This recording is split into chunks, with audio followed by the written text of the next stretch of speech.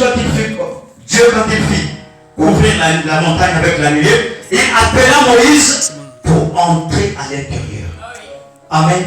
Est-ce que l'église me saisit? Pourquoi Moïse entre dans la nuée? Il faut comprendre ce genre de contexte. Il faut comprendre ce genre de cas. Avant que nous arrivions aujourd'hui, il faut comprendre pourquoi Moïse est entré dans la nuée. Est-ce que vous êtes là? La Bible nous dit que si Moïse est entré dans la nuée, amen, c'est pour être écouté. Amen. C'est pour que le peuple puisse l'écouter. Amen. C'est pour subvenir aux besoins du peuple. Amen.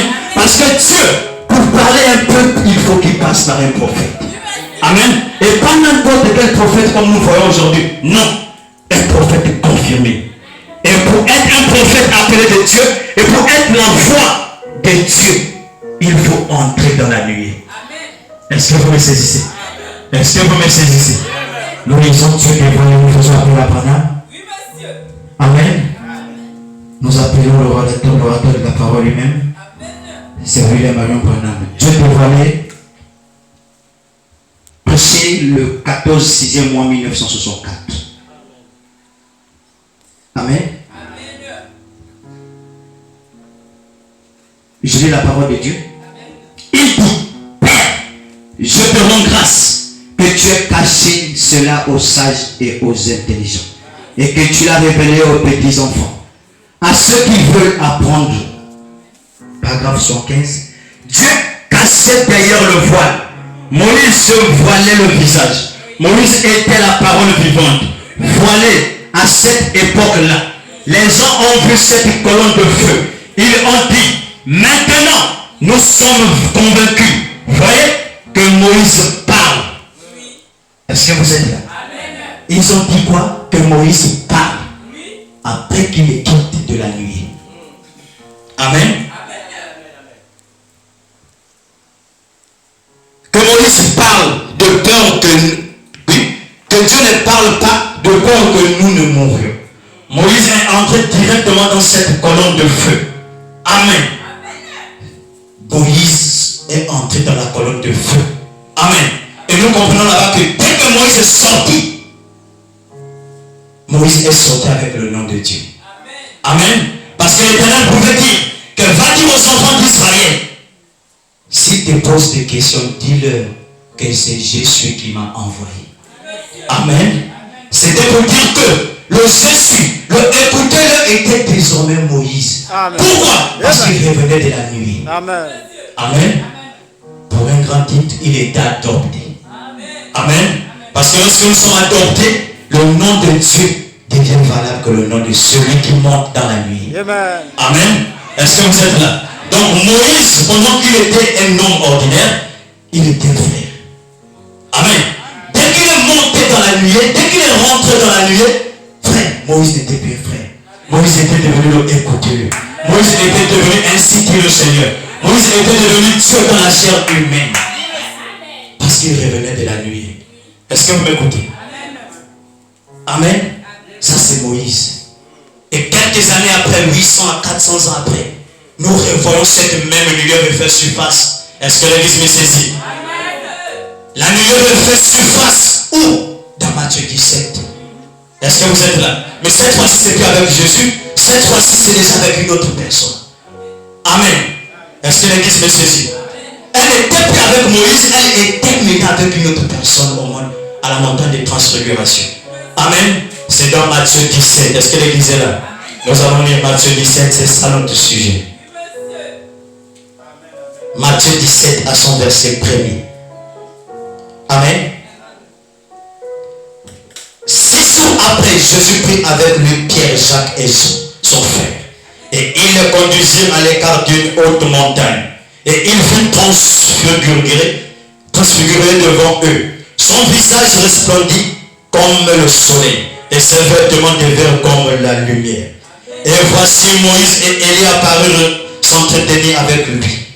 Pierre, prenant la parole, dit à Jésus, Seigneur, il est bon que nous soyons ici. Et si tu le veux, je te serai 3 tentes. Une pour toi, une pour Moïse, une pour Élie. Amen. Nous allons bloquer là. Est-ce que vous êtes là? Dans la nuée de Matthieu 17, il faut que nous la décortiquons. Amen. Il y a plein de choses dans cette nuit. Est-ce que l'église me saisit? Est-ce que vous êtes là? Non, dites amen très fort pour que je continue. Dans le livre de Matthieu 17, dans la nuée de Matthieu 17, il y a beaucoup de choses dedans. Amen. Parce qu'avec Moïse, nous avons juste entendu une voix qui appelait Moïse. Est-ce que l'église me saisit? Avec Jésus, nous voyons Pierre, nous voyons Moïse et nous voyons Élie. Amen. Quelque chose qui vient encore compliquer les choses. Amen. Mais or, Pierre, par manque de révélation, qu'est-ce qu'il dit Pierre? Pierre dit, Seigneur, on va dresser 3 tentes. Manque de révélation. Amen. Et c'est comme ça aujourd'hui. Lorsque Dieu fait quelque chose de grand sur la terre, il y a manque de révélation. Amen. Et Pierre, par manque de révélation, Pierre qui signifie le type dénominationnel. Amen. Pierre qui signifie à ce moment l'incroyant. Amen. Il demande à Jésus qu'on dresse 3 églises. Amen. Les tabernacles ici dans Matthieu 17 signifient les églises. Est-ce que l'église me saisit? Donc Pierre demande de mettre, nous dressons 3 tentes. Une église pour Moïse, une église pour toi et une église pour Élie. Est-ce que l'église me saisit? Oh, dites un amen pour que je continue. L'église me saisit? Ouvrez votre entendement spirituel. Amen. 3 tentes, Pierre demande la dénomination. Mais Pierre n'avait pas une seule petite révélation lui manquait. C'était de connaître et de reconnaître que le lieu d'adoration même, c'était le Seigneur Jésus. Amen. Parce qu'en ce temps, dans la nuée de Jésus, Moïse n'était plus un homme. Est-ce que l'église me saisit? Moïse était un esprit. Il était mort. Amen. 400, 800 ans après, il apparaît dans la nuée en tant qu'esprit. Est-ce que l'église me saisit? Moïse était l'esprit. Jésus était un homme fait de chair. Élie était un esprit. Mais qu'est-ce que les esprits viennent faire dans la nuit? Est-ce que l'église me saisit? L'église me saisit? Pendant le temps, Élie était mort. Amen. Et pendant le temps, qui était Élie? Amen. La dénominationnelle vont dire, les incroyants vont dire, est-ce que l'église me saisit? Que le Élie qui était dans la nuée était le Élie le Tusbite. C'est dommage. Je dis non. Pendant que le Élie qui était dans la nuée était le messager du dernier jour.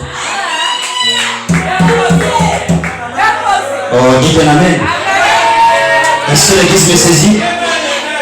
Élie dans la nuée était le messager des derniers jours. Et qu'il se pose cette question. Qui est le messager des derniers jours? Que Dieu vous bénisse. Mais qu'est-ce que faisait Branham dans la nuée de Jésus? Est-ce que l'église me saisit? Que faisait Branham dans la nuée de Jésus? Église, vous êtes là? Mettez colon. Amen. Que faisait Moïse? Lisons Branham. Amen. Nous lisons Apocalypse chapitre. Nous prenons d'abord nous sommes dans Apocalypse chapitre 4 première partie, paragraphe 138. Amen. Avant ça, nous allons d'abord comprendre la déclaration de Pierre. Parce qu'il y a bien des frères qui vont dire, mes frères, tu as déclaré que Branham a dit que les tentes que Pierre voulait bâtir étaient des tabernacles. Amen. Oui, nous allons lire donc écoutez-le. Amen. Paragraphe 42. Nous allons comprendre d'abord quelque chose. Prêcher ce 63e mois, c'est le 13.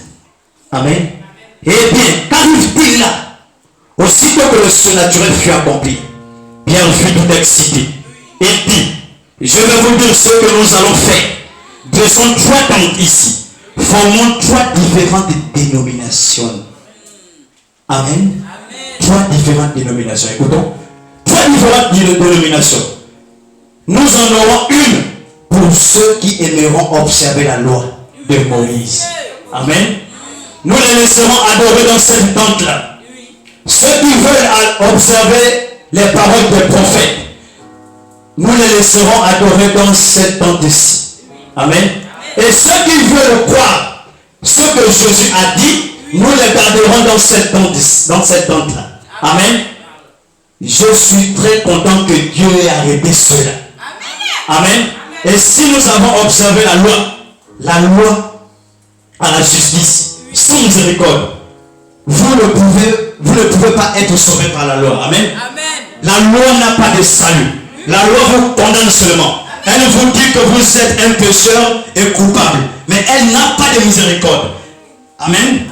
C'est un policier qui vous jette en prison. C'est un policier qui vous jette. C'est un